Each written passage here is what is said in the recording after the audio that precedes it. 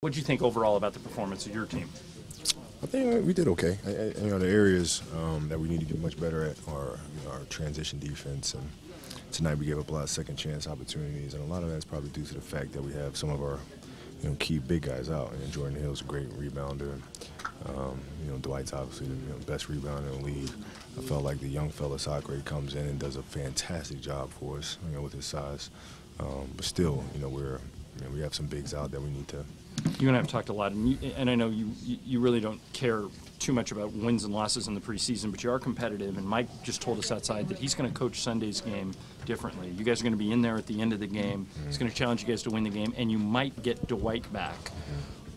Does that get you your blood plumping a little bit more to kind of see what the car drives like with regular situations on Sunday?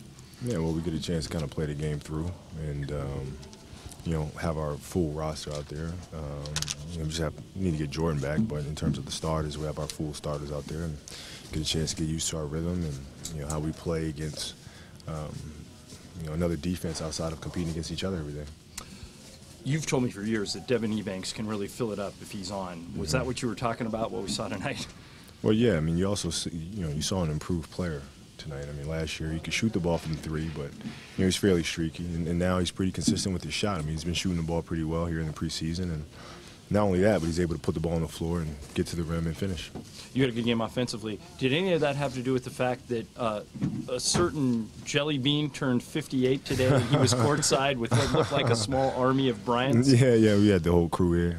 It was his birthday today. He's a young 58, so it feels good to have him there. Obviously, I've been watching me develop for a long time. He looks like he could play now. He never got fat, right? No, he his can. whole life. He can play. I mean, the thing is, it's not him actually getting out there and playing now.